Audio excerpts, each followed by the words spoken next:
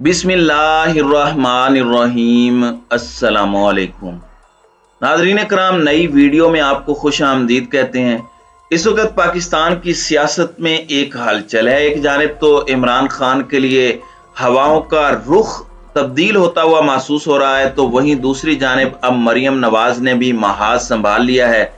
मुक्तदर हल्के एक मरतबा फिर मरियम नवाज के निशाने पर आ चुके हैं, लेकिन इस सब के बावजूद कुछ बहुत बड़ी डेवलपमेंट्स हैं। एक जानिब तो मरियम नवाज की सजा के हवाले से बड़ी समाअत का मुकम्मल अहवाल आपके सामने रखना है, और इसमें बहुत से लोगों को ये लग रहा है डायरेक्शंस इस जानिब पॉइंट कर रही हैं, सारी पॉलिटिकल डेवलपमेंट्स इस जानिब पॉइंट कर रही हैं कि मरियम नवाज भी बरी हो सकती हैं, और उनकी लंदन रवानगी भी इस पूरे के पूरे प्लान का हिस्सा हो सकती है। और ये पूरे का पूरा सिनारियो, और इसमें इमरान खान ने जो कौम से खिताब किया है, खैर ये खिताब सुनाने की पादाश में एक मरतबा फिर बोल न्यूज़ को बंद कर दिया गया है, ARY न्यूज़ को बंद कर दिया गया है, और ये अब चलता रहेगा, क्योंकि सरकारी टीवी पर कुफ्र के फतवे तो बांटे जा सकते हैं, लेकिन पाकिस्तान के साबिक वजीर आजम और पाकिस्तान के अगले वजीर आजम की तकरीर, जो कि सिर्फ और सिर्फ पाकिस्तान के मफाद में है, कोई रियासती मफादात के खिलाफ नहीं है, कोई केस ऐसा नहीं है जो इमरान खान पर साबित हो चुका हो, तो ये पूरे का पूरा मामला अजीब रुख इख्तियार कर रहा है। लेकिन इमरान खान ने भी ये बात कही है कि हमें दीवार से लगाया जा रहा है। ये सिलसिला चलता रहा तो हमारे पास अवाम को कॉल देने के अलावा कोई चारा नहीं होगा। हम पर केसेस की बारिश हुई है, हर दूसरे दिन कोई ना कोई FIR दर्ज होती है, हमारे खिलाफ मीडिया को इस्तेमाल किया जा रहा है। और इमरान खान ने दो टोक अल्फाज में कहा कि कोई समझता है कि ऐसे इक़दामात से उन्हें फायदा होगा, तो ये उनकी गलत फहमी है।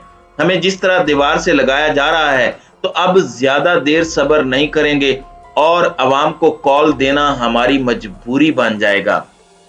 नाज़रीन कराम, इमरान खान ने हुकूमत को आड़े हाथों भी लिया, तमाम तर चीज़ों पर बात की और अपना वही मुतालबा कि जल्द अज जल्द शफाफ इलेक्शन करवाए जाएं, मुल्क को दलदल से निकाला जाए।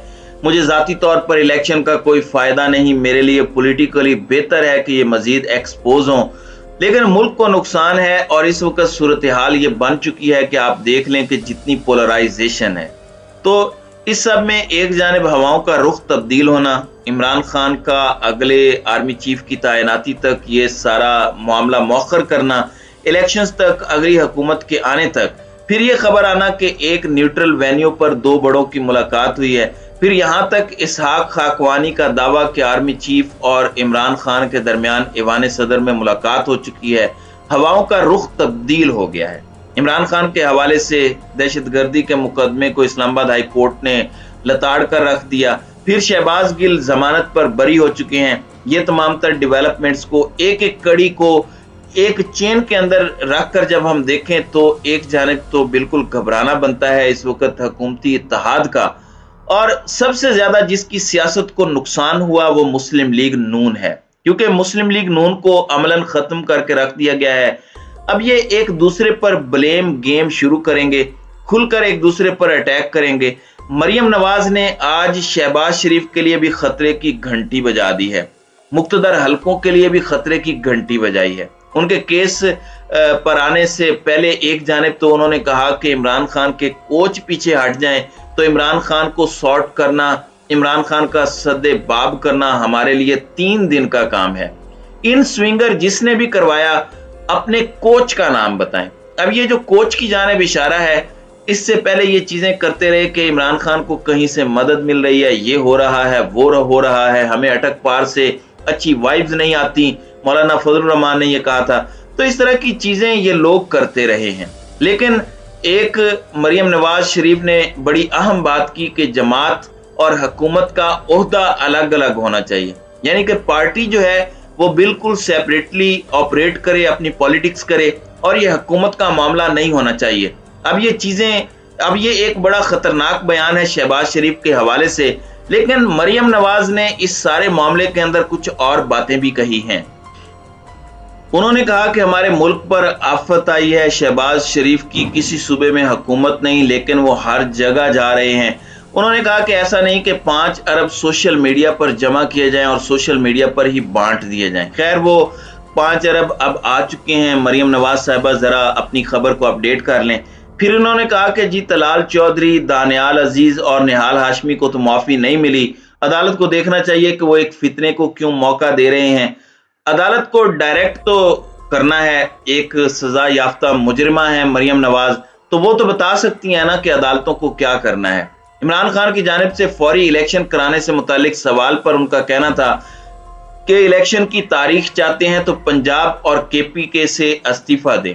और फिर इन्होंने कहा कि इमरान खान की बात सुननी चाहिए और ना ही उसे स्टेक होल्डर समझना चाहिए, क्योंकि ये पाकिस्तान की तबाही का जिम्मेदार है। और फिर मजीद इन्होंने इसी तरह की बातें और तमाम तर चीजें की हैं। लेकिन इवन फील्ड केस की जो समाअत है वो बड़ी अहम है और सजा के खिलाफ अपीलों की समाअत में नैब को दलाइल के लिए 1 हफ्ते की मोहलत मिल गई है। इस्लामाबाद हाई कोर्ट के चीफ जस्टिस आमिर फारूक और जस्टिस मोहसन अख्तर कियानी पर मुश्तमिल बेंच ने समाअत की। केस की समाअत के आगाज पर मरियम नवाज के वकील अमजद परवेज एडवोकेट रोस्ट्रम पर आए और दलाइल में कहा कि मरियम नवाज के खिलाफ रॉबर्ट रैडले बतौर गवाह पेश हुए थे।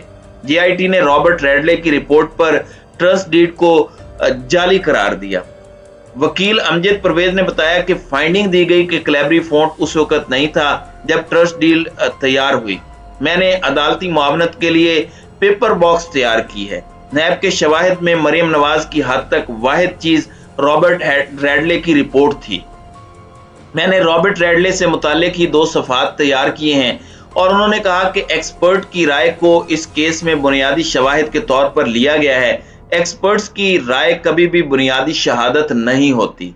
महज एक्सपर्ट की राय पर सजा देना दुरुस्त बात नहीं है। वकील के मुताबिक जिरा में बताया गया कि ट्रस्ट डीड की तारीख से कबल ये फोंट डाउनलोड करके इस्तेमाल किया जा रहा था। वो खुद इस बात का एतराफ भी कर चुका है कि वो फोंट का एक्सपर्ट नहीं है। जस्टिस मोहसन अख्तर कियानी ने रिमार्क्स दिए कि फिर तो सारा सबूत ही खत्म हो गया। जस्टिस मोहसन अख्तर कियानी ने रिमार्क्स दिए कि फिर तो सारा सबूत खत्म हो गया। वकील अमजद परवेज ने कहा कि इस ट्रस्ट डीड की बुनियाद पर इस खातून ने क्या फायदा लिया? कुछ भी नहीं। किसी का असासा कभी भी छुप नहीं सकता। अमजद परवेज एडवोकेट ने कहा कि हम इस डॉक्यूमेंट के वजूद को मानते हैं। मरियम नवाज को इस ट्रस्ट डील की बुनियाद पर सजा नहीं दी गई। जस्टिस मोहसन अख्तर कियानी ने रिमार्क्स दिए कि जो भी फोंट बनता है वो कहीं रजिस्टर तो होता है। जस्टिस आमिर फारूक ने कहा कि क्या क्लेबरी के रजिस्टर होने से मुतालिक कोई चीज रिकॉर्ड पर आई कि ये कब रजिस्टर हुआ? और इस सब के अंदर यह भी कहा गया कि रॉबर्ट रैडले ने खुद कहा कि वो 2005 में खुद मुबैना तौर पर यह फोंट इस्तेमाल कर चुके हैं। इस पर जस्टिस आमिर फारूक ने रिमार्क्स दिए कि फिर तो ये केस ही खत्म हो गया।